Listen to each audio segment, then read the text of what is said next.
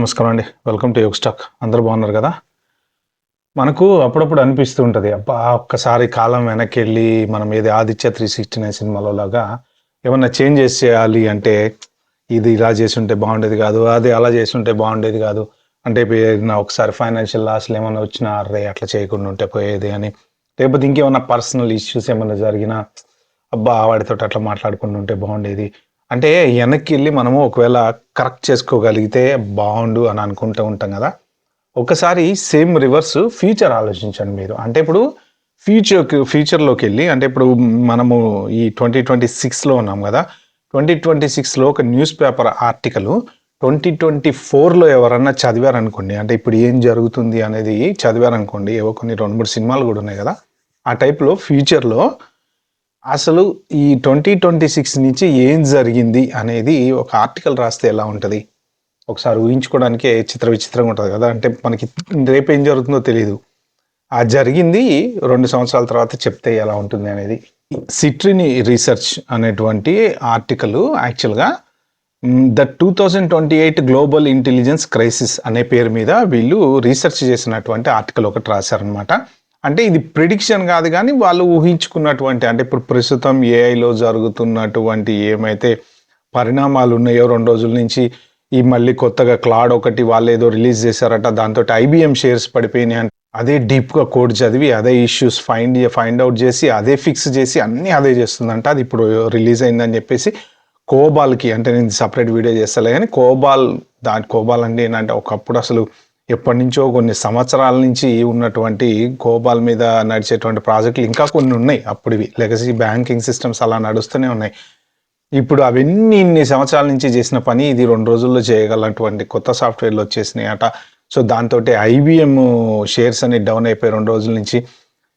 వీళ్ళు రాసింది ఏంటి అంటే అసలు ఈ 2 ఇయర్స్లో ఏం జరుగుతుంది అనేది వీళ్ళు ఇంట్రెస్టింగ్గా ఏం రాశారంటే, ఈ న్యూస్ పేపర్ ఎవ్రీడే మనం చదువుకునేటువంటి న్యూస్ పేపర్కి ఒక పైన డేటు కాలం అనేది పెడతారు కదా, వీళ్ళు జూన్ 2028 అని పెట్టారనమాట. దీని లింక్ మీకు కింద డిస్క్రిప్షన్లో పెడతా, మీరు కూడా వెళ్ళి చదవండి. చాలా ఇంట్రెస్టింగ్ ఉంది. ఎందుకంటే ఇలాంటివన్నీ తెలుసుకోవడం మనకి కంపల్సరీ అవసరం. మెయిన్ ఏంటంటే ఇప్పుడు అసలు ఏం జరుగుతుందో తెలిస్తేనే కదా మన ఫ్యూచర్లో ఎలా ఉండాలి అని తెలుసుకుంటాం. ఇప్పుడు ఇంటర్ అయిపోయిన తర్వాత బీటెక్ చదవాలనుకున్నప్పుడు ఏం చేస్తామండి, అప్పుడు ఎంసెట్ ర్యాంక్ వచ్చాక చూసుకుందాంలే అని కాలేజీ గురించి తెలుసుకోకుండా ఉండలేం కదా. సో ఇది కూడా అంతే అనమాట. చాలామంది ఏంటంటే భయపెడుతున్నాము, అది చేస్తున్నాము, ఇది చేస్తున్నాము, మీరు టెన్షన్ పెడుతున్నారు, అది ఇది అంటారు. కానీ యాక్చువల్గా ఇది ఆల్రెడీ 2 days నుంచి కొన్ని 100,000 న్యూస్ ఛానళ్ళలో వచ్చేసింది.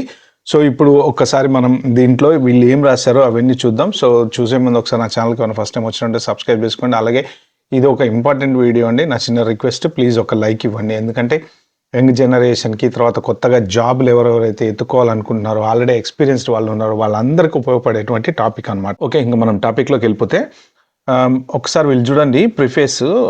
ఇది నేను మొత్తం ఏం చదవను, అయితే నేను చదివి నాకు అర్థమైన దాంట్లో బుల్లెట్ పాయింట్స్ ఏమేమి ఉన్నాయో అది మీతో షేర్ చేస్తాను నేను. సో ఇంట్రెస్టింగ్ థింగ్, వీళ్ళు ఆ పిక్చర్ పెట్టారు చూడండి, ఆ పిక్చర్ మాత్రం చాలా ఇంట్రెస్టింగ్ అనిపించింది నాకు.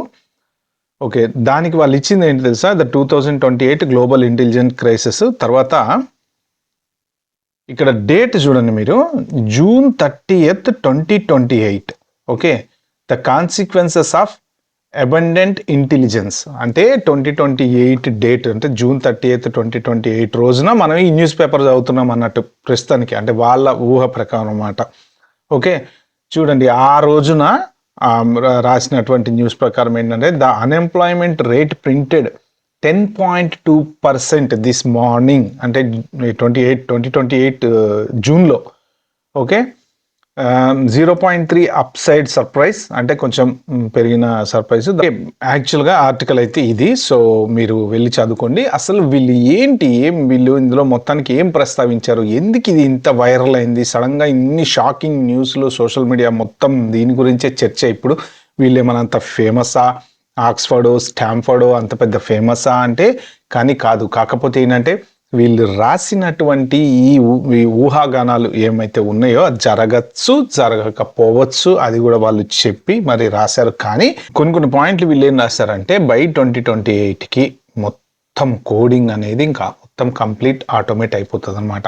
ఇప్పుడు ఈ డెవలపర్కి పని ఏంటయ్యా అంటే, ఇట్లా కొట్టుకుంటా ఎన్విరాన్మెంటల్ వేరియబుల్స్ అవి ఇవన్నీ రాయకుండా, మ్యాథమెటిక్ క్యాలిక్యులేషన్ చేయకుండా అది రాసినటువంటి కోడ్ ఏమైనా కస్టమర్కి రిలేటెడ్ ఏమైనా మార్చాలి అంటే మార్చడం తప్ప అంతకన్నా ఎక్కువ ఆయనకి పని అయితే ఉండదు.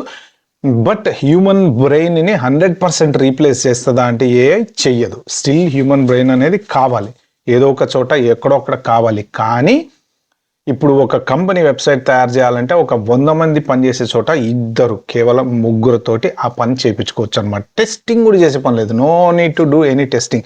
ఏది అడిగినా సరే అదే చక్కగా చేసి మన చేతిలో పెడుతుంది. అది వీళ్ళు చెప్పింది.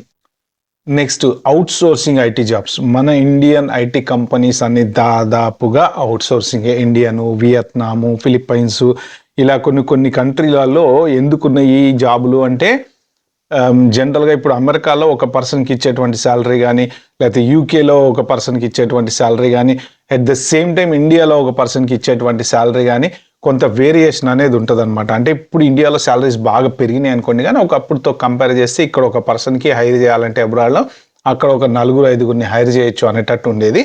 బట్ ఇప్పుడు టాలెంట్ బాగున్న వాళ్ళకి కూడా ఈజీగా 50, 70, 80, 1.5 crores ఇచ్చే ప్యాకేజీలు కూడా వచ్చినాయి కొత్తగా. బట్ కాకపోతే ఏంటంటే 100లో ఒక్కడో ఇద్దరు, 1000లో ఒకళ్ళు ఇద్దరు ఉంటారు అంతంత ప్యాకేజీలు తీసుకునే వాళ్ళు. సో ఇప్పుడు ఏంటంటే ఆ అవుట్ సోర్సింగ్ అనేది తగ్గిపోద్ది. ఎందుకు తగ్గిపోతుంది అంటే మీరు ఒకసారి చూస్తే మన కంపెనీలన్నీ ఏం కంపెనీలండి? సర్వీస్ బేస్డ్ కంపెనీలు. ఓకే, ప్రోడక్ట్ బేస్డ్ కంపెనీలు కాదు. గూగుల్ వాళ్ళకి ఏముంది? ఓ గూగుల్ అనే ప్రోడక్ట్ ఉంది. సో అలాగే మెటా వాడికి ఒక ప్రోడక్ట్ ఉంది, ఫేస్బుక్ వాడికి ఒక ప్రోడక్ట్ ఉంది, మైక్రోసాఫ్ట్కి ఒక ప్రోడక్ట్ ఉంది. అవన్నీ ప్రోడక్ట్ బేస్డ్ కంపెనీస్. మనం ఏంటి అంటే వాళ్ళకి ప్రాజెక్టులు చేసి పెడతా ఉంటాం అన్నమాట. వాళ్ళు ఏదైనా ఒక ప్రాజెక్ట్ ఇచ్చి మనకు ఒక 6 నెలల్లో ఇగో మాకు ఈ ప్రాజెక్ట్ చేయండి అంటే విండోస్ వాడుకొని, మైక్రోసాఫ్ట్ వాడుకొని, C++ వాడుకొని, ఒరాకిల్ వాడుకొని, లేకపోతే SQL వాడుకొని అన్ని అమెరికా మీద డిపెండెంటే. Mister dependable. మన అమెరికా ఎప్పుడు వదిలేదు కదా. సో అమెరికాకి సంబంధించిన టూల్స్ అన్ని వాడుకొని అమెరికా వాళ్ళకి ప్రాజెక్ట్ చేసి పెడతాం అనమాట. దానికి మన లేబర్ సప్లై చేస్తాం కాబట్టి సర్వీస్ బేస్డ్ కంపెనీస్ అంటారు అనమాట. ఇప్పుడు మనకి కొత్తగా రీసెంట్గా వస్తున్నాయి. ఇప్పుడు జోహో అనేది అది మన ఇండియా ప్రోడక్టే, పర్ప్లెక్సిటీ ఇండియా ప్రోడక్టే. ఇప్పుడు కొంచెం కొత్తగా మన దగ్గర ప్రోడక్ట్స్ అయితే వస్తున్నాయి కానీ బట్ ఇన్ని రోజులు మాత్రం మనం డిపెండ్ అయ్యి ఉన్నాం కదా. సో ఇంకా ముందు గనక ఇప్పుడు ఈయన యాంథ్రోపిక్ కూడా ఏంటి, ఆల్మోస్ట్ వాళ్ళు డైరెక్ట్ మా దగ్గరే వచ్చి కొనుక్కుంటారు, మీతో ఇంకా డెవలప్మెంట్ చేయించుకోరు అన్నట్టు ఆయన CEO మాట్లాడుతూ వచ్చాడు. అందుకే కదా షేర్లన్నీ పడిపోయినాయి. ఇప్పుడు ఒక సాలిసిటర్ ఫామ్ ఉంది, ఆ సాలిసిటర్ ఫామ్ సంబంధించిన సాఫ్ట్వేర్ ఏది కావాలన్నా సరే సింపుల్గా ప్లగ్ అండ్ ప్లే వాళ్ళే తీసుకొచ్చి ఇస్తారు. చిన్న మాడిఫికేషన్లు చేసుకుంటే అయిపోతుంది. దాన్ని తీసుకుపోయి ఇండియాలో ఉన్నటువంటి కంపెనీకి ఇచ్చి ఒక 6 నెలలు ప్రాజెక్ట్ చేయించుకునే అవసరం లేదు. సో అలాంటి అవుట్ సోర్సింగ్లన్నీ దాదాపు కూడా కట్ అయిపోతాయి. తర్వాత SaaS companies, SaaS software as a service, ఏవైతే CRM రిలేటెడ్ సాఫ్ట్వేర్లు ఉన్నాయో వీళ్ళ ప్రిడిక్షన్ ప్రకారం, అంటే ప్రిడిక్షన్ అనుకోండి, ఏమన్నా అనుకోండి, వీళ్ళు ఊహించిన దాని ప్రకారం ఏంటంటే కంపెనీస్ ఎవరికి వాళ్ళు డబ్బులు ఇచ్చి ఎవరి సొంత SaaS సాఫ్ట్వేర్ వాళ్ళు తయారు చేయించుకుంటారు అనమాట. అంటే ఏంటంటే ఇప్పుడు సబ్స్క్రిప్షను, ఇప్పుడు 100 యూజర్ల సబ్స్క్రిప్షన్ తీసుకున్నారు అనుకోండి, చాలా కాస్ట్ అవుతుంది. ఇంకా వాళ్ళకి సబ్స్క్రిప్షన్ పే చేయడం ఎందుకు, ఆ సాఫ్ట్వేర్ వాడుకోవటం ఎందుకు, వీళ్ళు ఇప్పుడు ఒక 1000 మెంబర్స్ లేకపోతే 1 lakh మెంబర్స్ ఉన్న కంపెనీ, ఏదన్నా చిన్న కంపెనీ ఉంది అనుకోండి ఫర్ ఎగ్జాంపుల్, వాళ్ళే ఒక SaaS ఓన్ సాఫ్ట్వేర్ వాళ్ళే తయారు చేసేసుకుంటారు. ఇంకా సబ్స్క్రిప్షన్ ఇచ్చే పని లేదు వాళ్ళకి. వాళ్ళు క్లౌడ్లో సర్వర్ మెయింటైన్ చేసుకుంటారు, డేటా అంతా అక్కడే మెయింటైన్ చేసుకుంటారు, వాళ్ళకి సంబంధించిన డేటా అంతా వాళ్ళ దగ్గరే పెట్టుకుంటారు. అంత క్లౌడ్ సిస్టమే కదా ఇవాళ రేపు. రిసోర్సెస్ అన్నీ ఎక్కడో క్లౌడ్లో మెయింటైన్ చేస్తుంటారు, వర్క్ మాత్రం వాళ్ళ దగ్గరనే ఉంటుంది కాబట్టి సో వాళ్ళే ఒక SaaS ఓన్గా తయారు చేయించుకుంటారు. సో SaaS ఇండస్ట్రీ అనేది ఇంకా పోతుంది, సాఫ్ట్వేర్ యాజ్ ఎ సర్వీస్ అనేది ఇండస్ట్రీ ఆల్మోస్ట్ పోతుంది అన్నట్టు వీళ్ళు రాశారనమాట. తర్వాత టెక్ శాలరీస్ డ్రాప్ అయితే అని రాశారండి. ఇది మాత్రం చాలా, అంటే నాకు వినడానికే భయంకరంగా ఉంది. యాక్చువల్లీ ఇది ట్రూ, ప్రస్తుతం జరుగుతుంది. ఎందుకు జరుగుతుంది అంటే నేను రీసెంట్గా చూసా, కొంతమంది 8 నెలలు 9 నెలలు ఖాళీగా ఉన్నటువంటి వాళ్ళు ఏం చేస్తున్నారంటే యాక్చువల్గా ఒకప్పుడు వాళ్ళు పనిచేసిన వాళ్ళకున్న ఎక్స్పీరియన్స్ ప్రకారం శాలరీస్ రావట్లేదు. ఎందుకు రావట్లేదు అంటే ఇప్పుడు యంగ్ జనరేషన్ ఇప్పుడు 2 years 3 years 4 years maximum 5 years కన్నా ఎక్కువ ఉంటే అసలు CV తీసుకోవట్లా, చూడట్లా. ఇప్పుడు 10 years 15 years పనిచేసిన వాళ్ళు ఉన్నారు, ఇంకా పనిచేస్తూనే ఉన్నారు అందరూ. ఇప్పుడు అందరం జాబులు చేసుకుంటూనే బతుకుతూ ఉన్నాం కదా. సో ఇలాంటి ఎక్స్పీరియన్స్డ్ పర్సన్కి ఇంత శాలరీ ఎందుకు ఇవ్వాలి?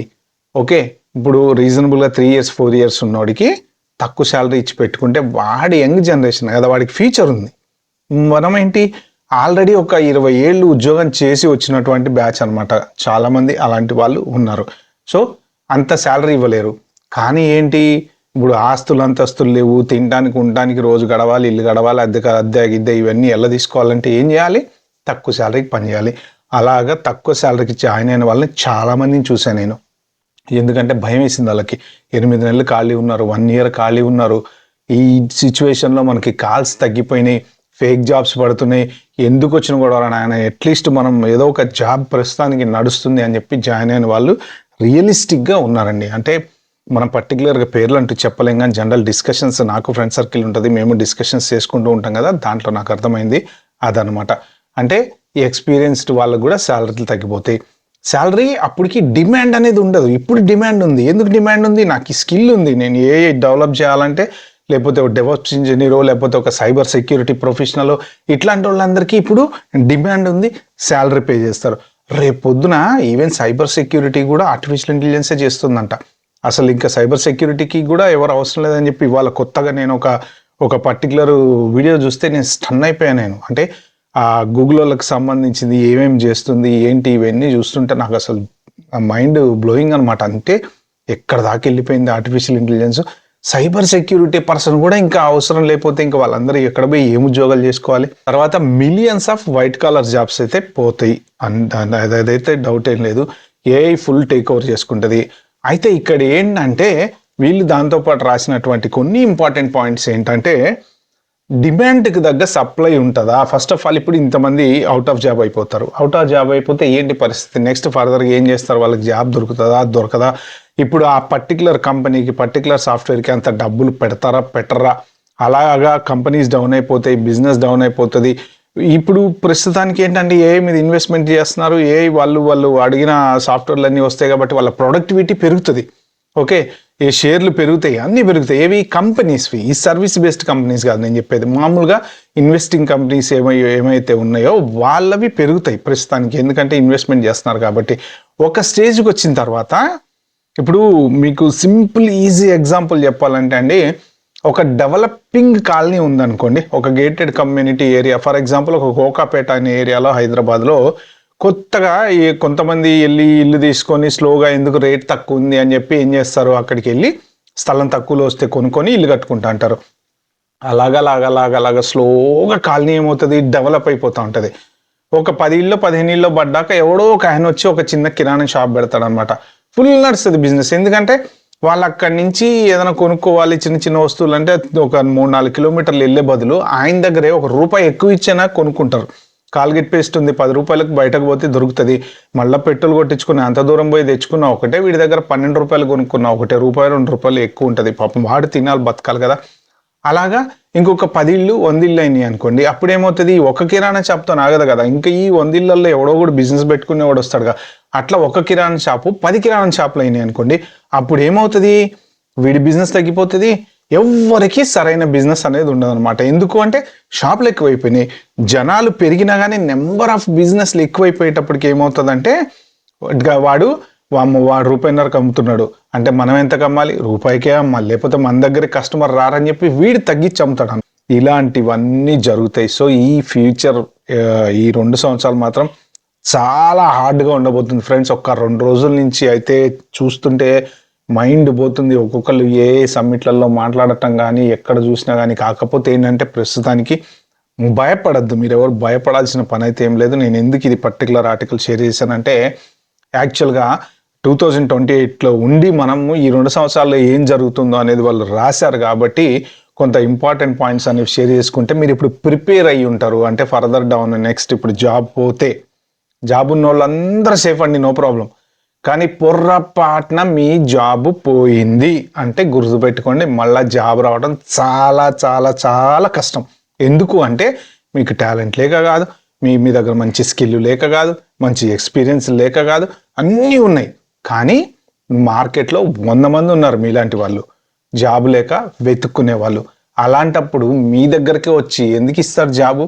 సో ఇలాగ స్కిల్ ఉన్న వాళ్ళు ఉన్నారు, ఫేక్ ఎక్స్పీరియన్స్ వాళ్ళు ఉన్నారు, మొత్తానికి ఓవరాల్గా అయితే ఉన్నారు. కాబట్టి అందరికీ జాబులు రావడం కష్టం కాబట్టి కంపెనీస్ ఎక్స్పీరియన్స్డ్ వాళ్ళకి జీతాలు ఇవ్వట్లేదు. కాబట్టి ప్రస్తుతానికి ఏంటంటే మీరు ఎప్పటికప్పుడు ఏదో ఒక రకమైన మీ రిలేటెడ్ స్కిల్ అప్డేట్లో ఏఐ జాబ్స్ క్రియేట్ చేస్తుందా చెయ్యదా అంటే దానికి కరెక్ట్ ఆన్సర్ ఎవరు చెప్పలేకపోతున్నారు. ఎందుకంటే చేస్తుందని కొంతమంది అంటారు, మిలియన్స్ ఆఫ్ జాబ్స్ వస్తాయని కొంతమంది అంటారు, ఎంట్రీ లెవెల్ జాబ్స్ పోతాయని కొంతమంది అంటారు.